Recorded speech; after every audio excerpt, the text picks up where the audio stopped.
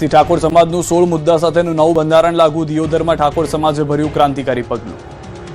જે માંડવિયા હોય જે આપણા પ્રસંગો હોય એ ઢાળા પ્રમાણે રોકડમાં ઓઢમણું કરવાનું રહે છે।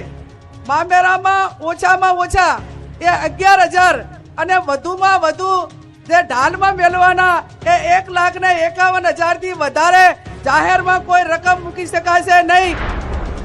બનાસકાંઠા, વાવ, થરાદ અને પાટણ જિલ્લાના ઠાકોર સમાજ દ્વારા દિયોદર તાલુકાના ઉગડધામ ઉગડજીની થાળી ખાતે વિશાળ બંધારણ મહાસંમેલનનું આયોજન કરવામાં આવ્યું। આ સંમેલનનો મુખ્ય ઉદ્દેશ ઉત્તર ગુજરાતના ઠાકોર સમાજ માટે એક આધુનિક અને સર્વગ્રાહી સામાજિક બંધારણની રચના કરી અમલીકરણ કરવાનો હતો।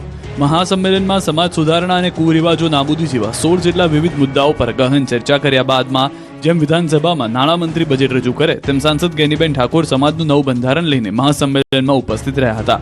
સાંસદ જ્ઞાનીબેન ઠાકોરે બંધારણનું વાંચન કર્યું, જે બાદ આજથી આ બંધારણ અમલમાં મુકાયું। છેલ્લા 15 દિવસથી આ જિલ્લાઓના 27 તાલુકાના પ્રતિનિધિઓ, સામાજિક કાર્યકરો અને ધાર્મિક નેતાઓએ હાલમાં સાથે મળીને આ બંધારણનો મુસદ્દો તૈયાર કર્યો।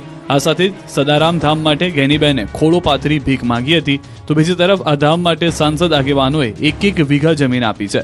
આ સાથે નિર્ણય લેવાયો છે કે બંધારણને ફોટાથી મઢાવી લેમિનેશન કરી એક કોપી દીકરીને લગ્ન સમયે માંડવે ભેટ સ્વરૂપે આપવાની રહેશે, જેથી વેવાઈને વેવાણ મોઢું ના મરડે। આ પ્રસંગે જ્ઞાનીબેન ઠાકોરે સમાજમાં દારૂની દૂષણને લઈને ચિંતા વ્યક્ત કરી, કહ્યું કે 20-25 વર્ષના યુવાનો દારૂના કારણે મૃત્યુ પામ્યા છે। બીજી તરફ આ સંમેલનની સૌથી મોટી વિશેષતા એ રહી કે સ્ટેજ પર કોઈ વીઆઈપી સંસ્કૃતિ જોવા મળી ન હતી। કોઈ પણ મહેમાન માટે ખુરશી કે સોફાની વ્યવસ્થા રાખવામાં આવી ન હતી। જ્ઞાનીબેન ઠાકોર સહિતના તમામ રાજકીય અને સામાજિક આગેવાનો સામાન્ય નાગરિકની જેમ જ જમીન પર ગાદલા પાથરીને બેઠા હતા। આ સંમેલનમાં અલ્પેશ ઠાકોર, ચંદનજી ઠાકોર, લવિંગજી, જગદીશ ઠાકોર સહિતના ઠાકોર સમાજના નેતાઓ હાજર રહ્યા હતા।